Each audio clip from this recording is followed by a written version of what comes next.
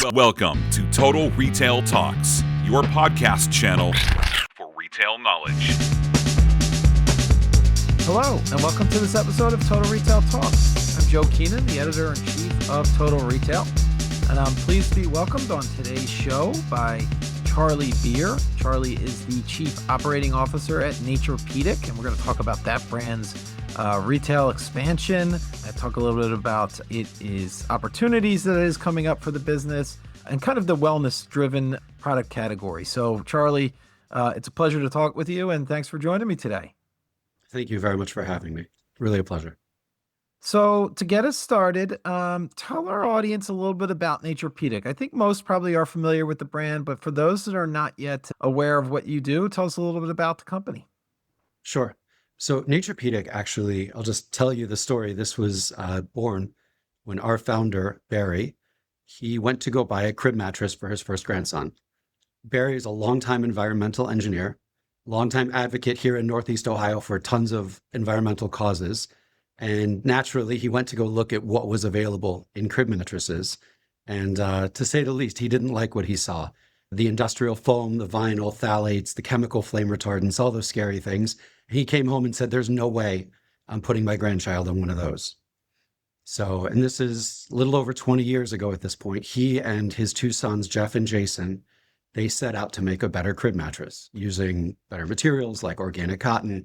They even designed their own food-grade, non-toxic waterproof system for their crib mattress. And between that and the organic story, it really set Naturepedic apart and got it going. In terms of where we're at now, after years focused on crib mattress, we then expanded to a kids line and then to a luxury adult line. When you think about it, each of us spends anywhere from 6, if we're lucky, to 8 or more hours a night on our mattress. And so that is very much a central part of our life and of our home. And we've made sure that the mattresses are set. We also now have a full line of bedroom furniture, accessories, bedding, sheets, blankets, anything you want to be able to make your bedroom a peaceful, safe, quiet space, a sanctuary, if you will. So that's what Naturepedic's all about. So thank you for giving the kind of primer on the brand. Now I'd like to learn about my guests' kind of career journeys themselves. I believe you were part of Naturepedic's early leadership team, and now you've returned recently as COO. Tell us a little bit about that decision to come back to Naturepedic. Yeah, absolutely. Naturepedic is a big part of my life.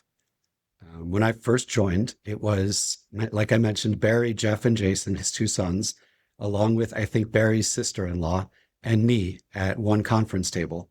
And everything from website to product design to customer service, accounting, we handled all of that from that one table. And as we eventually grew, we found this building in Chagrin Falls in Northeast Ohio, and a beautiful area. And the building felt enormous.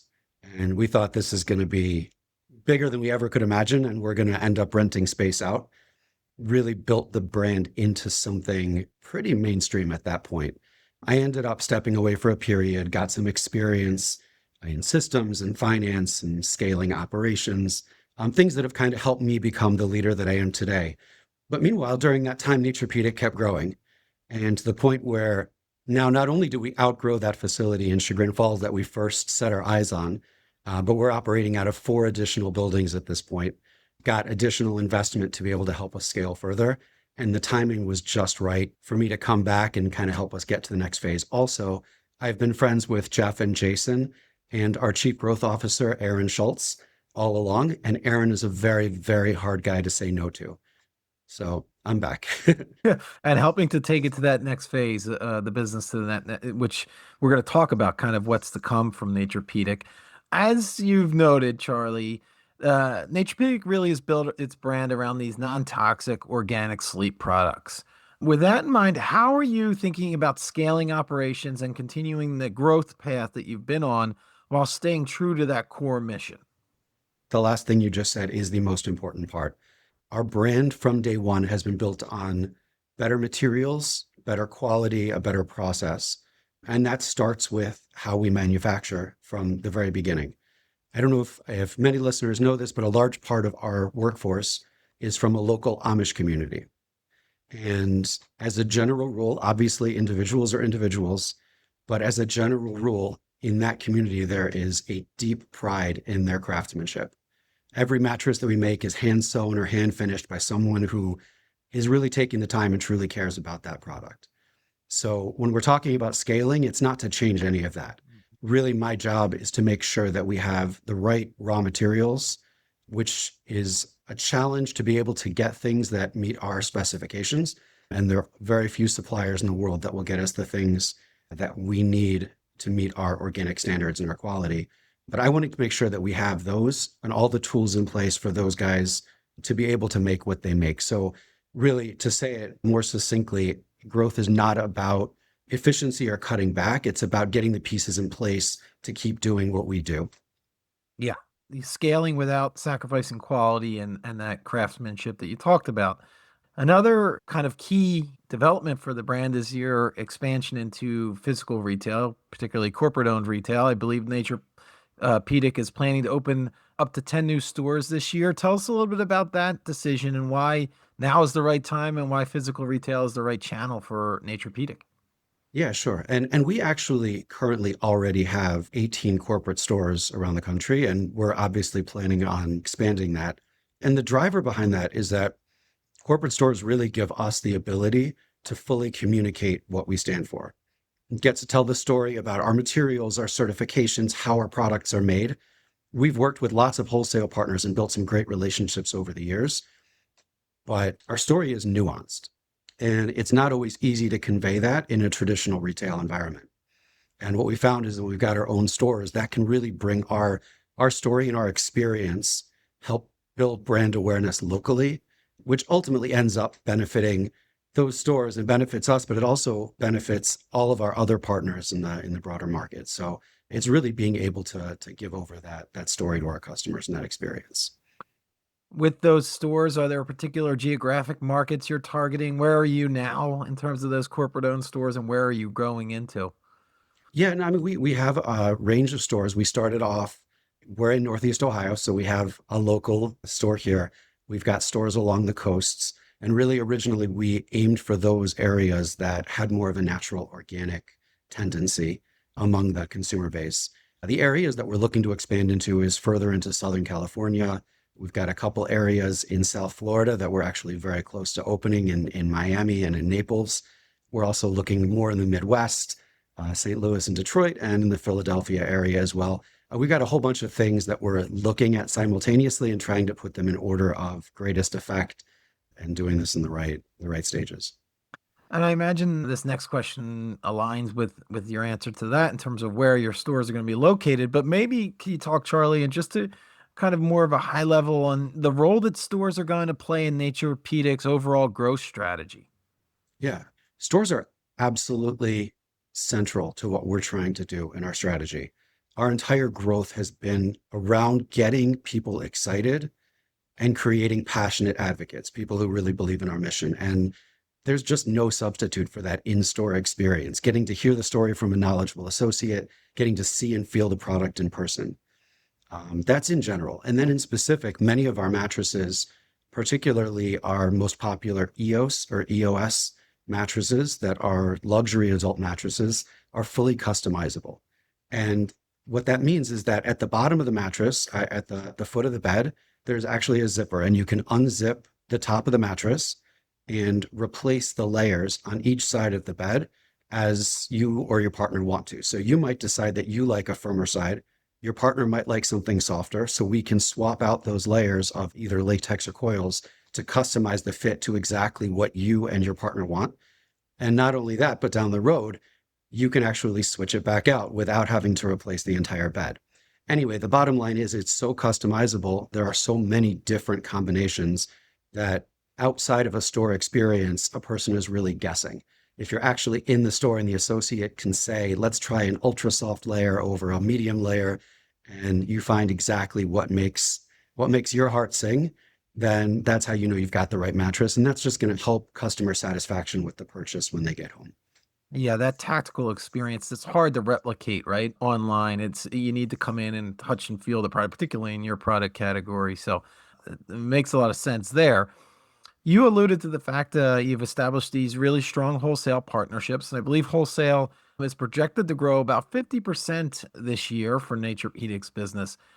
We've talked about physical retail and your corporate-owned stores, wholesale as well, and then direct to consumer through the .com site. So you've got all these different channels working together. How do you ensure that you're balancing those different touch points as the brand continues to grow? So it's an excellent question. And the truth is, I think if you would have caught me years ago in my first go around, I would have said that that is a much more complex balance to strike. I think that in my experience, today's customers expect flexibility. They want to be able to shop in store. They want to be able to look online. They want to be able to see what they want, when they want, how they want. And there's so many different kind of customers. So it's really about meeting them where they are. So with that said, we place a huge emphasis on supporting our retail partners, and especially with this growth push. Hopefully we did it already anyway, but that means delivering reliably. Right now, I think we're shipping all orders within 2 days of getting them, which in an organic mattress world is virtually unheard of, especially from a handcrafted mattress. But we're really placing an emphasis on delivering reliably, creating a great customer experience from purchase through delivery, and then standing behind the product. And whenever you deal with any retail, there are always going to be extenuating circumstances, issues that come up, and we try to give our retailers the benefit of the doubt and really back them whenever possible, just to ensure the best possible experience for them and the customers. So in terms of balancing it, at the end of the day, it's the same product. It doesn't matter about the channel. Our job is honestly to make sure that the passion and the excitement gets through. If the customers can get that, I'm very confident in the product itself. Do you find that many of your customers are kind of jumping between channels before they make their final purchase decision? I'm thinking about the customer that is researching online before they come into one of your physical stores to test out the product. I imagine that's pretty common behavior that you're seeing. Yeah, absolutely. We try to emphasize to them that nothing replaces actually physically laying on the product and seeing it. But some are going to do research and go into the store, and it's not a quick sales cycle in that sometimes they'll visit a store multiple times and go on the website and ask questions, sometimes ask the same questions to the retailer and to us just to play a little game of gotcha. They want to make sure they're getting the right information. But ultimately, we want them to be happy. And I think that having that presence in all the places they might be is really just going to make it easier for them to develop those relationships and make that purchase. Yeah, you're certainly seeing an informed consumer. That's it's particularly as the higher value and longer life cycle of the purchase decision takes place. They certainly are educating themselves. You talked, Charlie, about, in your time away from Naturepedic, you gained some valuable experience in terms of modernizing systems and operations and how this could come into play in your kind of second stint here with Naturepedic.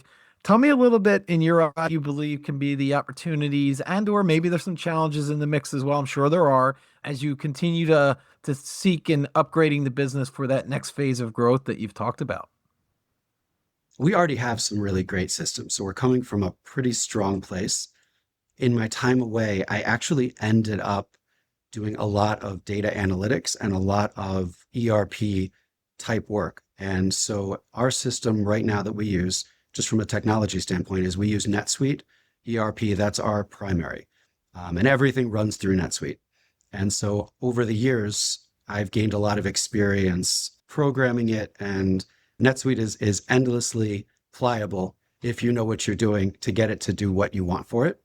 And so we have NetSuite. I want to, number one, help upgrade the way that we're using it, to automate as much as possible and to help make sure that information is connected. So the entire customer experience, whether it's, as you described, going into the store, going online, asking questions, making a phone call, sending an email, going back to the store, I want to be able to connect all of that information as much as possible. That communication is just going to help everyone and allow us to focus on what we do best, which is to make the right product. The second thing is, from an analytics standpoint, being able to create reports, see where we're doing well and maybe where we're coming up short by really, really diving into the data. We have the tools to be able to do that. It's really just learning how to access and set up the information properly to make good decisions and visualize everything and share it across the company. And then the last one, and this is, I mentioned earlier, it's a tremendous thing that we've outgrown our space. But from a practical standpoint, we're shuttling things between 5 different buildings right now. And so my medium to long-term goal is to get us into one central facility. I really do think that's going to help make everything else so much smoother in terms of the operation. It'll just help us focus again on getting the right product to the customer at the right time. Are you investigating or perhaps even put into practice some AI-based tools that are helping to in that arena? Yeah, absolutely. Our CEO, Jason, who's one of Barry's sons, he is an AI junkie, which Okay. helps. But yeah, in general, everybody in the company, in the office, is encouraged to use different systems, and different people are using, whether it's Claude or it's ChatGPT or it's OpenClaw or it's Grok, whatever it might be. We're really trying to expand those types of things. We're not looking for incremental benefits. Although it's nice when somebody can retype a paragraph, maybe. What we're really hoping for is to use that to be a multiplier and really do the work that it would take 10 hours to do in minutes, just to be able to, again, help us just really expand what we're trying to do. So we're looking at that in terms of our systems. We're looking at that in terms of our sales opportunities. We're looking at that in terms of internal processes. Yep. But yeah, absolutely, that's where everything is going. There's no denying it, and we might as well get on board and be ahead of the charge with it. No question. In the way you're thinking about it as an enhancement, right? It's not a replacement for human work. It's enhancing and freeing up time and optimizing people's time to work on maybe higher value tasks and other things as well. Oh, absolutely. The process, again, the actual producing, no question, that's handmade. That's not going to change. Yeah. The people working in the office, this is hopefully going to get them away from doing menial tasks and researching, and give them the information to make executive decisions on the spot without having to take weeks to come to that point. So yeah, it's just optimizing what we already have and get people working on a higher level. So a final question for you, Charlie, more around the category itself and a little bit about the consumer. So there's been rising demand for these wellness-driven products, including sleep, obviously, where Naturepedic operates. So talk a little bit about what you're seeing in terms of the consumer shift in behavior and how Naturepedic is positioned to capitalize on that. I think there's 2 main drivers here. I think one is that since we've started, and I think in general in the organic world, word of mouth is king. And so you get your message to one person, they understand it, they try your product, they love it, they tell their neighbor, they tell their friend. What started off with a small number of people, maybe on our mailing list, which then grew through those people's experience, over the last 23 years, that's turned into a heck of a lot of people across the channel, as you described. They're growing and they're also very vocal. But then the second one, which is obvious, is with how quickly information spreads nowadays. So for better or worse, sometimes people have access to a ton of information on health and different materials and different ways of doing things. In terms of us being positioned, the cool thing is, you hear companies speak about pivoting. We haven't changed since day one. Since Barry set out to create that first mattress, our mission is exactly the same. Our training is exactly the same. What we're trying to accomplish is exactly the same. So over those 23 years, I think we've built ourselves into a trusted resource that people come to us and ask us questions about all sorts of things, really, just to even sift through information, maybe not even directly related to our mattresses. And so I think because of the years of doing that and staying consistent, we are viewed in a lot of eyes as the experts. And so really our job is just to keep working to earn that trust. Yep. You've established that level of trust and become this kind of voice that people can rely on in your category. So that puts you, to your point, puts you in a nice position to continue to just build that relationship with the customer and continue to grow the brand. I want to take the opportunity to thank Charlie Beer. Charlie is the Chief Operating Officer at Naturepedic, for joining us on this episode of Total Retail Talks. Thank you, Charlie. Thank you so much, Joe. Thanks for listening. For more information on this podcast, please check out our podcast channel page at mytotalretail.com/podcasts for show notes. Total Retail Talks is available on Apple Podcasts, Google Podcasts, Stitcher, and Spotify. Make sure to subscribe on our podcast channel page as well. If you've enjoyed this episode, please take a few moments to rate and review this podcast.